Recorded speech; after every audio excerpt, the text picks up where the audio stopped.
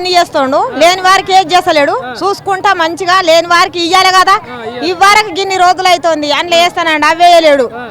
2500 మరి మహిళలకు మిత్తి లేకుండా నన్ను ఇయ్యాలి కదా. ఏం చేస్తాడు ఇప్పటి నుంచే కరెంట్ బిల్ కట్టమని, నల్ల బిల్లు కట్టమంటాడు. 9 ఏళ్ళ కొల 10 ఏళ్ళ కొల కూడా నల్ల కరెంట్ బిల్ కట్టలేము.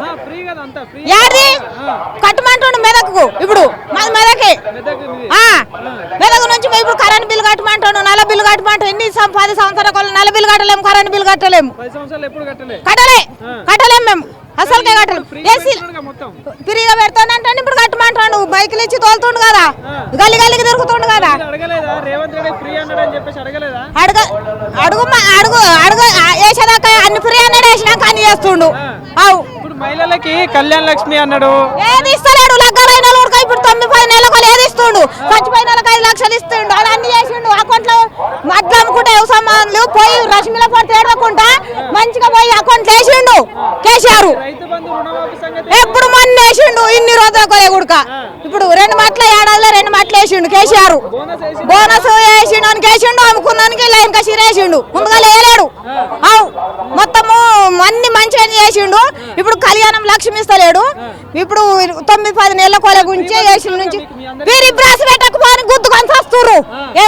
అంటే మొగళ్ళకు లీలవాడి పైసలు కట్టాలి, లీలవాడిపోతున్నారు. ఫ్రీ బస్ పెట్టక సగం టికెట్ పెట్టనుండే ఏం పని చేసిండు. మన పప్పులు నూనెలు అన్ని ఫిరం చేసిండు. అప్పుడు 1400 మంచిగా 70, 300 అంటుండు. మేము 100, 200, 150, 180 పప్పులు చేసిండు.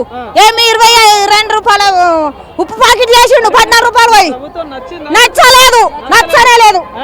అమ్మా ముందుగా మహిళా దినోత్సవ శుభాకాంక్షలు మీ అందరికీ. సో ఎక్కడి నుండి వచ్చి మీరంతా? మేము సదాశివపేట, సంగారెడ్డి డిస్టిక్ సదాశివపేట నుండి వచ్చామండి. ఈ మహిళా దినోత్సవ సందర్భంగా అక్కడ ఉన్నటువంటి మహిళలందరికీ బస్సులో తీసుకొని ఈ మహిళా దినోత్సవ సందర్భంగా ఇక్కడ జరిచిపెట్టేటువంటి దినోత్సవానికి రేవంత్ రెడ్డిని చూసి వాళ్ళు ఆనందించి ఆయన ఇచ్చే హామీలు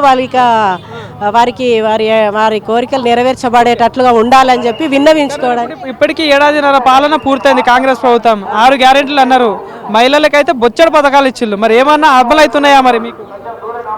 అమలు అంటే ఇప్పుడు సంవత్సరం నుంచి ఏమంటారు ఖాళీగా ఉన్నటువంటి పరిస్థితులన్నీ సర్దుకుంటుండు కాబట్టి ఇప్పుడు ఈ రోజు నుంచి మహిళలకు రేవంత్ రెడ్డి గారు మేలు చేసి డాక్టర్ గ్రూప్ వాళ్ళందరికీ వారికి కావలసినటువంటివి సౌకర్యాలు కల్పిస్తాడని ఆశతోటి అందరు ఇక్కడికి వచ్చారు.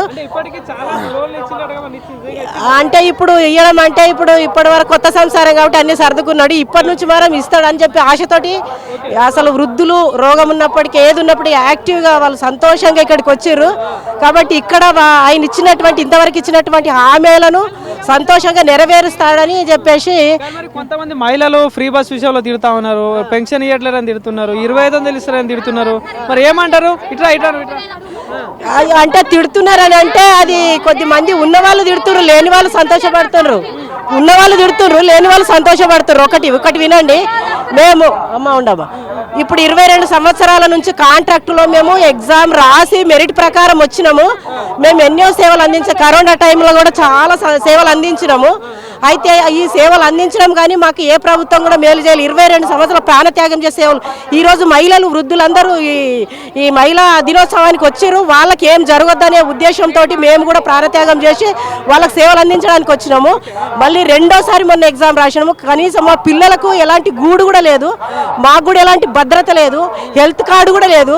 కాబట్టి ఈ హెల్త్ సంబంధించినటువంటి డిపార్ట్మెంట్లో ఉన్నటువంటి కాంట్రాక్ట్ ఉద్యోగులందరినీ ఆయన రెగ్యులర్ చేస్తే ఇంకా ప్రజలకు మేము అధికంగా సేవ చేసి మేము ప్రాణాలు సైతం అర్పించిపోవాలని చెప్పేసి మా ఆశ. ఇప్పటి వరకు మాకు 3-4 నెలలకు 6 నెలలకు కూడా జీతాలు ఉండవు, కనీసం మాకు గుర్తింపు కూడా లేదు.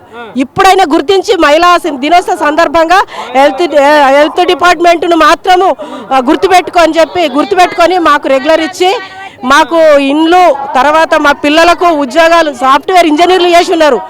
ఉద్యోగాలు రాకపోతే చచ్చిపోతామంటారు. కాబట్టి ఉద్యోగాలు కల్పించాలనే ఉద్దేశంతో నేను ఈ యొక్క సందర్భంలో వినవించుకుంటాను.